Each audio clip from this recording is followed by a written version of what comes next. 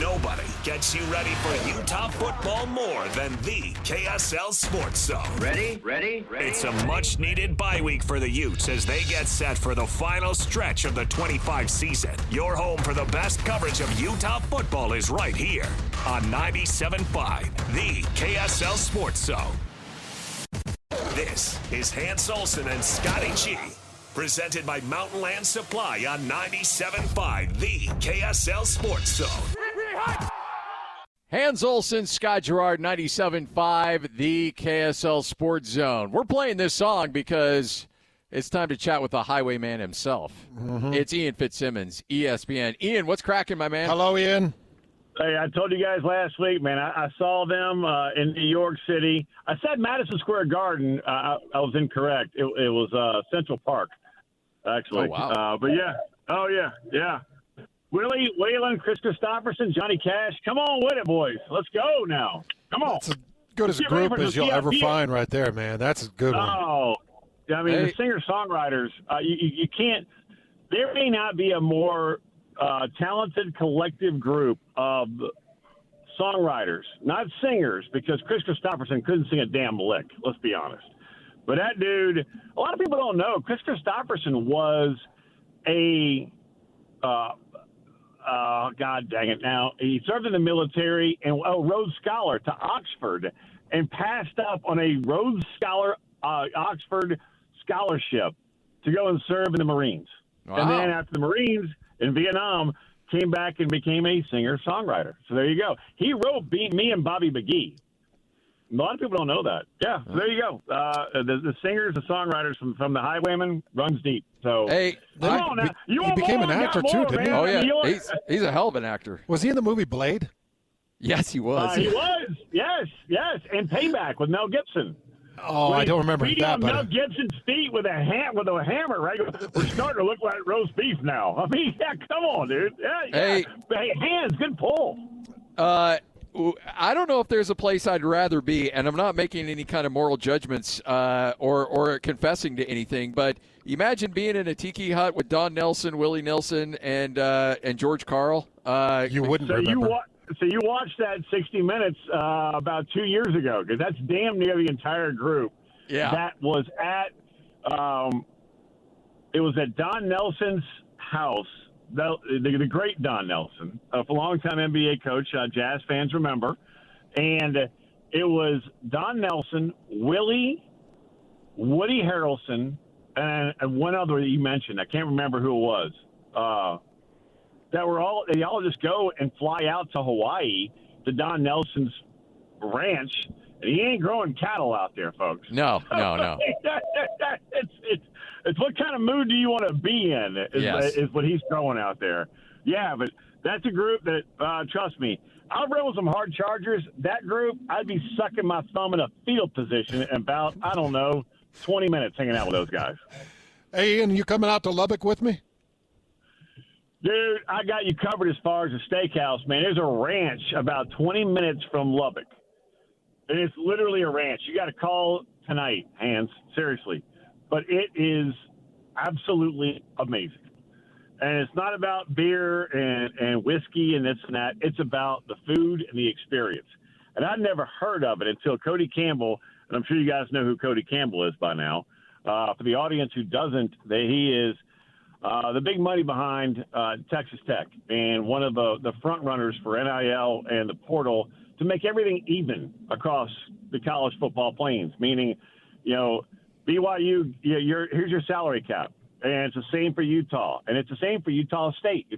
Or P4s may be different from others, right? But it's basically what the NFL, their model, that's what Cody Campbell wants. And until it happens, you know what he did? He said, hell with it. Yeah. I'm a multi-billionaire oil tycoon. I played at Texas Tech, and until they level the playing field, I'm going to spend an assload of money until you make it right.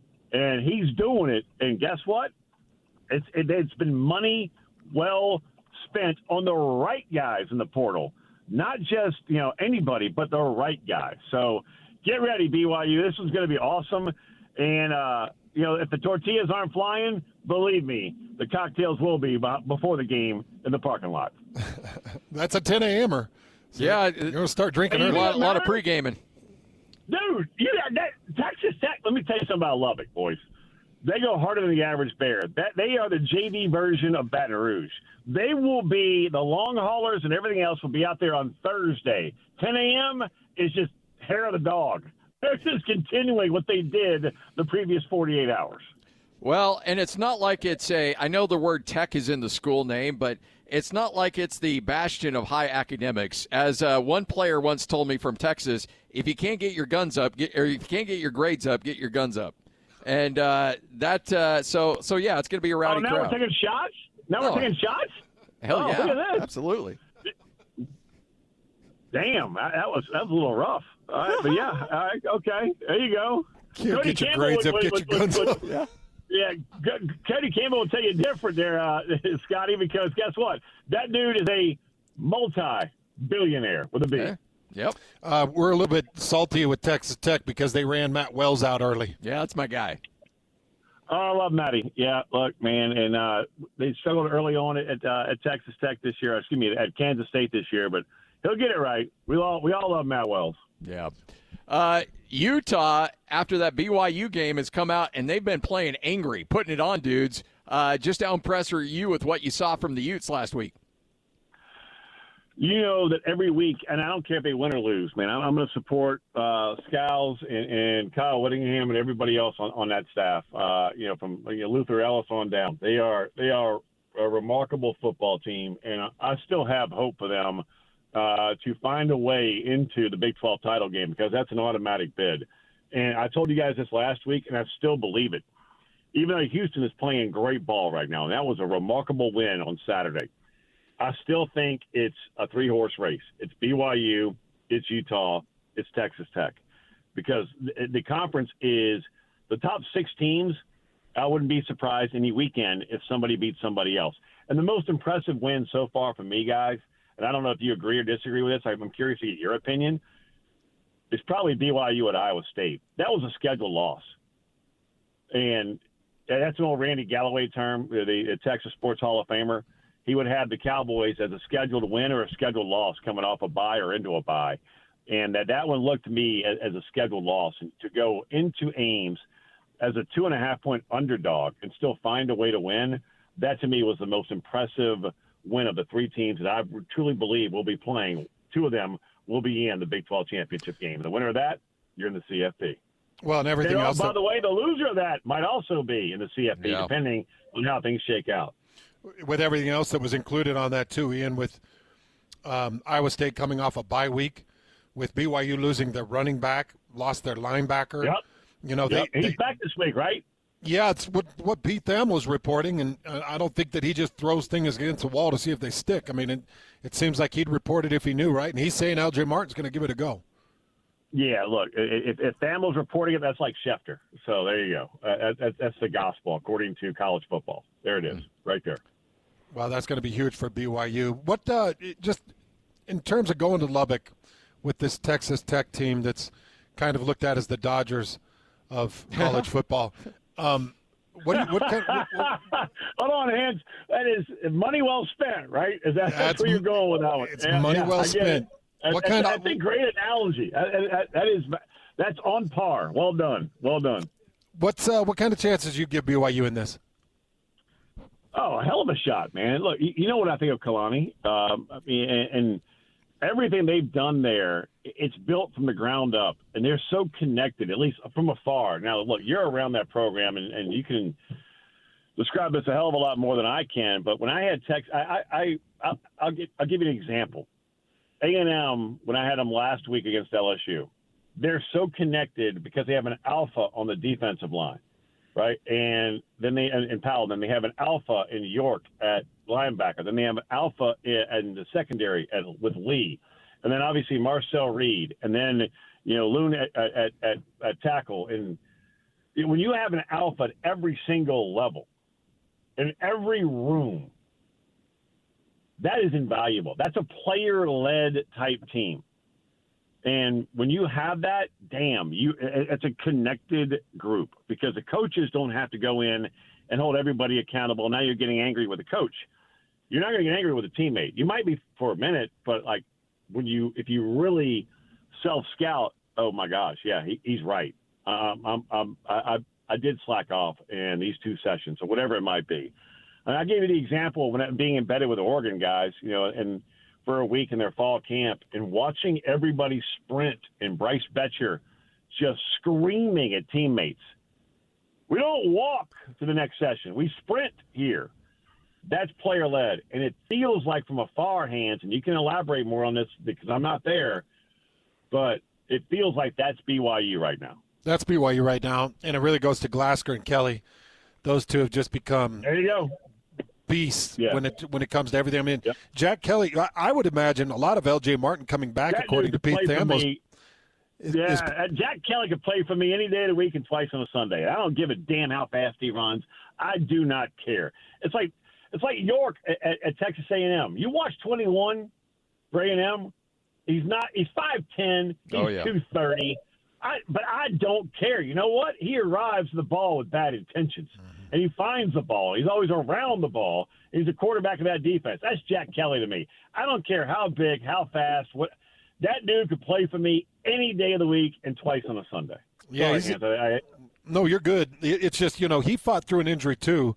He had a pretty bad injury, I think a shoulder or upper arm injury, and everybody thought he'd be out for a long period of time, and he fought back to get back on the field for Iowa State. And it's like he's got that level of commitment. Ian, to your point, it's like if your teammates and your leaders show that level of commitment, then if you're LJ Martin or anybody else that's got a little boo-boo, you're going to shoot that thing up, you're going to get the treatment, and you're going to be on the field.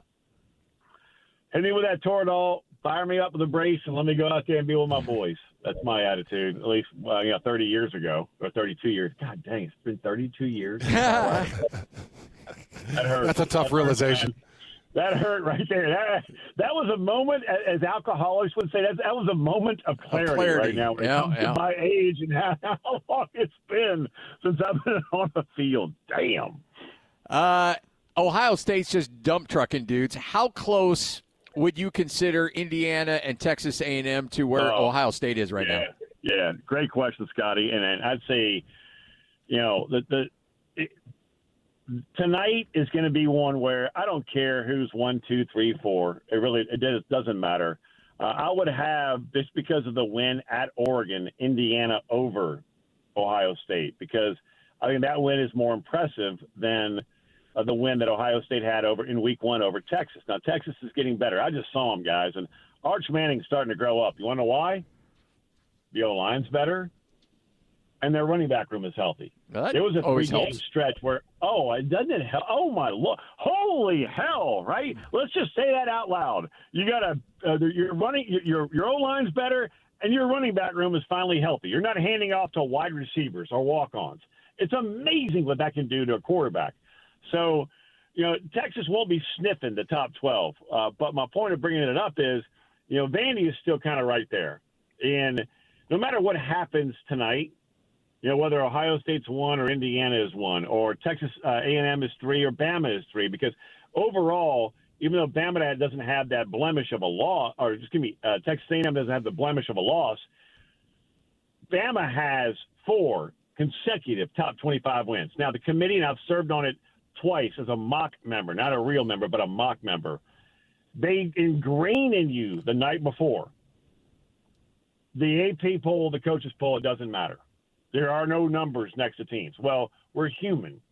So you can't tell me Mark D'Antonio or anybody else who's on that committee right now, or Mark Rhodes, the committee chair from Baylor, the athletic director. You're not looking at the entire season and seeing teams that have a number. It's a human element. Now, you try and block it out, but I promise you, having done it twice, it's very hard to. But bottom line is this. When it comes to tonight, is Ohio State invincible? I don't think so. Is Indiana invincible? I don't think so. Or Bama or A&M. I mean, we can go on down the list, guys. But I'll tell you this. I think there's going to be a hell of a debate between 3 and 4, meaning Alabama and A&M, the undefeated team and the team that has more, quote, as they put it, strength of schedule and, the strength of a win. Bama has a more impressive resume than A&M, but they have the blemish week 1 against Florida State. It's all going to come down to me, guys, and it goes back to when it was a 4-team playoff, and I'm curious to see if you agree or disagree. It comes down to back then it was 4v5. Tonight it's all about 12v13. That's it. We always focus on whether it's the field of 68, right? Who are the last 4 in instead of who are the best teams. Well, guess what we do in the college football playoff? We've taken college basketball into our college football world, and it's not who's number 1, 2, 3, or 4. The big story is going to be who's 12 and who's 13. Yep, I agree. That makes a lot of sense. Ian Fitzsimmons joining us right here on 97.5, the KSL Sports Zone. So after that loss to Florida State, are the Barbarians relaxing a little bit on Kalen DeBoer, or is it still a pressure cooker unlike anything else there in Tuscaloosa?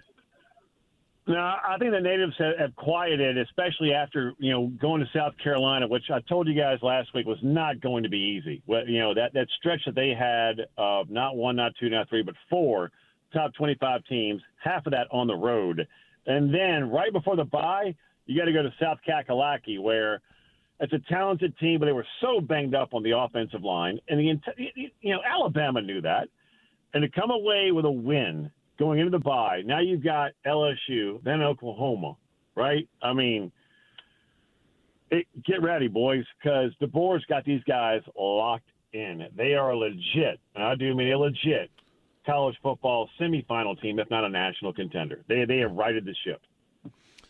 Well, Ian, we now have 12 major programs that are open and hiring. You got LSU, Penn State, Florida, Auburn, dude. Arkansas, UCLA, Oklahoma State, Virginia Tech, Stanford, Dude. Oregon State, Colorado State, UAB. Which one you taking, Ian? If they offered you. I am going to say this for the remainder of the college football season, at least 4 times a week. This is the biggest mismatch in the history of sports at any level. College athletic directors versus Jimmy Sexton. Best of luck to you, boys. Best of luck. Because the big boy living in Memphis, and he's a big boy, and he's all about it. He doesn't lose, man. I can't tell you how many guys. Look at Kurt Signetti, right? Just got paid. Matt Rule just got paid and lost, but just got paid. I mean, Jimmy Sexton is going to make so many guys so much money by staying where they are, and then going to make so many guys so much money from moving on where they were. Watch. I promise you. This is, and we've all been around this game a long time. All of us. And everybody listening, you've been a fan of the game for a long time. Not just covering it like we have, but understanding the game. This is something I don't understand. Why so many schools have punted on coaches so early in their careers. And, you don't even get that this cycle, meaning it used to be, Scotty, you guys remember this. You didn't get 4 years as a head coach. Yeah. You got 5. You got a full recruiting class and a redshirt class. Yeah. That's it. Now, You're damn lucky if you get 2.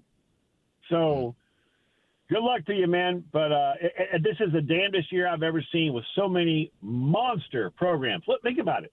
You rattled a bunch of them off there. But you've got Florida, Auburn, LSU, and the SEC alone. Penn State is a monster. Oklahoma State is a sleeping program that we saw the mullet and Coach Gundy take them to the Big 12 title game multiple times. Hell, man, they were there, 3 years ago? 4 years, whatever it was. It wasn't long ago. These are some brand-name programs that are going to make a lot of people a hell of a lot of money, and I wish I was one of them. Hey, all right, so if you could choose a job out of that group that Hans mentioned, Stop. where are you going? That's hard. Man, I'm a boot boy. My wife would say, hell no, you're not going home. No shot. Ain't happening, right? It's the summers, it's the heat, it's mosquitoes, and you're going to get filthy fat. Every time you go down there, you gain 5 pounds. So, no, it's not happening. But, you always want to go home to mama. And since Kyle Whittingham is still there, I can't go to Utah because that's your adopted mom for me. No offense, Kalani, I love you and all that good stuff, but man, it's boy, of all the jobs that are open right now, I would say Florida, LSU, 1A, 1B, depending on the moment, and then probably Penn State. You know, and it's they're not far behind as a number 2. I mean, that's one. And the reason I put the Southern schools first is, and you guys have been down in the SEC. There's more talent per capita, if that makes sense. It's harder to recruit in Pennsylvania. You have to go recruit the South and recruit the Midwest, right? Where the South, you've got it in your backyard, and you can go and poach from California in the Midwest, if that makes sense. Yeah, it makes total sense. The problem is you got the governor of your crazy state down there getting his nose in everybody's business too. Yeah, so. Guess what? If you think that Board of Regents is listening to him, there you go. That's all I can say on that one. There you go. Because football people in Louisiana, I promise you, are going to make football decisions. It ain't going to be Governor Landry, who couldn't tell you the difference, in my opinion, from a goal line to a blue line in hockey. So there you go. Ian, you're the best, man. Appreciate it. All right, boys. Hey, we're off to Oregon, Iowa this week. I've never seen the Wave in person. I've never called a game. Oh, I was there 2 years ago. It's awesome. It's great. Oh, Scotty, just give it to me, man. I mean, am I going to cry? Let's be honest. It is, am I because tear up? you're going to tear up because you're going to see everybody waving, and then you're going to see kids wearing, the scrubs and the hospital gowns and stuff, waving back. That hospital is just right on top of the stadium. It's crazy. Hey, my kid, as you guys know, my older daughter Rowan, who's at Oregon now, she was a longtime patient from the age of 4 to the age of 17 at Texas Scottish Rite Hospital. Now I'm getting already emotional. There you go. Oh, yeah. Damn. I'm crying. Get the Kleenexes ready. Yep. It's over. Son of a I'm crying on the sideline. Here we go. Hey, talk to you later, Ian. Appreciate it. Thanks, Ian. All right, boys. Hey, enjoy the rankings tonight. Let's go. Let's get it. Let's do it. Ian Fitzsimmons, ESPN, right here on 97.5, the KSL Sports Zone. It's time to saddle up and talk about the winners and the losers. This is the good, the bad, and the ugly. Now, here's the good. It is your good, it is your bad, it is your ugly. But before we get to it, Hans, we got some tickets to give away. It's Jazz Ticket Tuesday, and your chance to win tickets is right now. Call this number now. Call this number now. Be caller number 12 at 801-575-ZONE. 801-575-ZONE. And you'll be on your way to Delta Center to see the Utah Jazz. He fires the three. He hits. Oh, don't do me like that. This is 97.5, the KSL Sports Zone. You heard the man. Caller number 12, 801-575-ZONE. You get a pair of tickets to see the Jazz and the Timberwolves coming up on Monday, November 10th at Delta Center. All right, Hans, well, let's start with the good. And we wrote the Jazz off for dead yesterday. And what happens? Well, guess what? They go to Boston, of all places, and get a win against the Celtics, 105-103, as the Jazz nurk the Celtics. Yeah, nice putback. Yusuf Nurkic gets the putback, 0.6 seconds to give the Jazz the win. Yeah, he looked really good. And anytime you beat a team with Jaylen Brown, Peyton Pritchard, Derek White, got to take a look at it and say, all right, then a little feather in the cap. Got to feel good about that. Keontae George was fantastic. Larry Markkinen was really good. And the Utah Jazz, what I would say is they kind of fought through this win. Yeah. You know, they were down 10 or 11 points to start the second half, and they just kept fighting. And they were able to get themselves back in that game, really off the play of Keontae George, but with the help of Larry Markkinen, got themselves to the back end. And then you see Neemias Queta. Yeah, 1 for 2 from the line. Familiar name. Yeah. Neemias Queta ends up 1 for 2, and he ties it. Utah Jazz get that putback, and Boston has an opportunity to tie it, and they foul on the inbounds. Jazz run out the clock, and they get themselves a nice win. Third win on the season, and here you go. Looking good for the youth. You're down 10 points at halftime to the Celtics. It's game 4 of a 6-game road trip. You're tired. Nobody thinks you're any good. You've lost 3 in a row. When you're coming out of that halftime, it would have been real easy to fold up, and nobody would have blamed you one bit. Not one bit.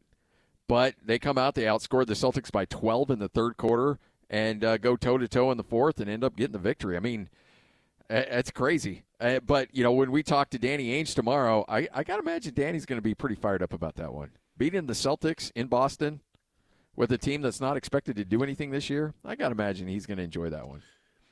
He will enjoy it. Excited to talk to him about it tomorrow. And one thing that my eye still isn't quite used to is seeing Kevin Love out there for the Utah Jazz. And he got his action in his second game of the regular season for the Jazz, and he did some good things. Pretty efficient. He had a nice three that was critical. He pulled down 7 rebounds. And watching Kevin Love out there doing his thing at the tender age of 37, or did he turn 38? I think 38. 38? Yeah. Watching Kevin Love out there doing his thing kind of reminds you of Aaron Rodgers. You're like, geez, this guy never says die, never says quit. This is a guy that has openly and publicly fought through all kinds of depression.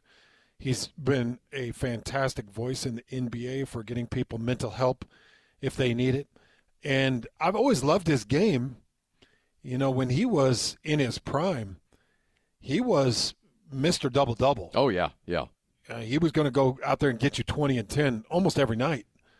And it's kind of fun to see him out there for the Jazz. And if he can impart any of that confidence, knowledge, that fight that he's gone through his career, it'd be really nice for some of these young bucks. And that's what you've been clamoring for because, look, you've been in these locker rooms. You know how important it is to have that veteran voice. And he's a guy that can come in and say, okay, you know what? This is what it's like to be a professional. And he's at that point in his career where he knows he's not leading a team to a title. He's not putting a team on their back. But if you can impart a little bit of wisdom and show guys how to be professionals, because if you look at his body transformation from year one in the NBA, his year in the NBA to where he's at now, he looks like a completely different person because he knew how to handle his nutrition, how to handle his workouts, and become a all-around really good, solid player that's made a beautiful living for himself playing NBA basketball, part of championship teams. He was key in Cleveland with LeBron in several big moments. So, yeah, I mean, there's a wealth of knowledge, and he appears to be not only willing to share that, but excited to share that in this point of his life. The other thing is it continues to look like you hit on the 2025 draft with both Walter Clayton and Ace Bailey. Yeah. I think you hit. I think both those guys are going to be ballers. I think so. All right, there's your good. Let's get to the bad. Now the bad. Well, Hans, I do not know who these individuals are, so I'm going to need your help. Isaac Delgarian, UFC fighter. Okay. Has been released from the roster of the UFC 2 days after Sportsbook flagged unusual betting interest against him in his first-round loss to Yadier Del Val. There is a Integrity Compliance 360. It's a firm that monitors the betting market for abnormal activity. And the UFC has them on retainer. They alerted the UFC about unusual wagering on Delgarian to lose this fight, which he promptly did, submitted in the first round. And so the statement made by the UFC, like many professional sports organizations, UFC works with an independent betting integrity service to monitor wagering activities. Our betting integrity partner monitors wagering on every UFC event and is conducting a thorough review surrounding Delgarian and his bout on Saturday, November 1st. We take these allegations very seriously, along with the health and safety of our fighters. But here's a guy that all of a sudden a huge wave of money came on his opponent, and he submits in the first round. Everybody needs to understand that the fighting world is a hotbed of illegal gambling and throwing because there's a few reasons. Number one, it's so much easier to throw a bet with an individual sport where it's just you. I get to control everything that happens in this octagon. I can go out when I want to go out. I can go out in the way I want to go out, and I can make a lot of money doing it. I can make more money doing that than I'm getting paid from Dana White and the UFC. Mm-hmm. And the world of betting in the NBA doesn't make sense to me. These guys are making $8-12 million. The world of betting in the UFC makes a lot of sense because some of these guys are getting $18,000-20,000 to show, $18,000-20,000 to win, and they're getting a $40,000 payday once a year, or twice a year. Yeah. As they're trying to work their way into the fighting world. Now, I know you can only throw a fight one way. Typically, you can only throw a fight one way, and that is to lose. Mm-hmm. So you lose a couple, and you're out of the fight game pretty quick. And then they'll put you back down into the lower leagues, and you got to work your way back up. But if you could negotiate a pretty decent haul, let's say I could pull in $220,000 off taking a fall, and I'm sick of the fight world, somebody could talk me into that pretty easy. Yeah. Now, the tough thing is we've got an FBI right now that's kicked it up a notch. They're out there trying to bring down all this illegal sports betting where games are being thrown. Because you wreck integrity of sports, and you wreck everything. You wreck everything. You destroy TV contracts. Why would a TV? No. They've got the WWE. If they want to carry something that's fixed, to carry the WWE. And that's one thing the NBA has fought really hard against is the scripted storylines. And the NFL even got a little nervous and it was all a joke, and everybody knew it was a joke about the script. But still, the NFL's had to nip that in the bud real quickly because you don't want to be associated with that. You don't want to be associated with other people outside of the athletes and the coaches are determining wins and losses because your integrity of your sports, once you go down a bad path, it's hard to get it back. So I actually watched parts of that fight, and Daniel Cormier was the announcer, and it was Michael Chiesa. They were going back and forth, and on that tap, that submission, I think it was Daniel Cormier said, "That's a white belt submission," which means it's a no-good submission. White belt's a lower ranking belt. Black belt submission would be some type of high-form and impressive submission. And I can't remember if it was him or Chiesa said, "That's a white belt submission," and that is a bad deal. Ooh. So these investigations, they're going to find you. I just would never touch it. No. I mean, somebody could come and talk to me, and maybe I'm like, geez, I'm so desperate. Maybe I got to do this. But, Scotty, you tear apart everything. It's not just your name on the back of your jersey.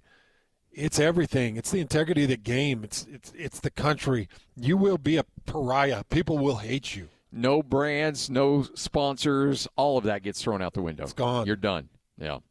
All right, Hans and Scotty, Whole World News coming up next right here on 97.5, the KSL Sports Zone. Go! It's time to span the globe for the hard-hitting news you care about.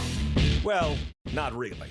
But hey, at least we found it interesting. This is Whole World News on 97.5, the KSL Sports Zone. We've got the whole world in our hands.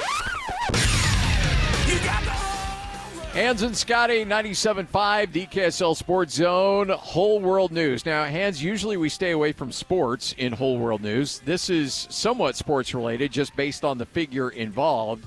But Tom Brady issued a statement today.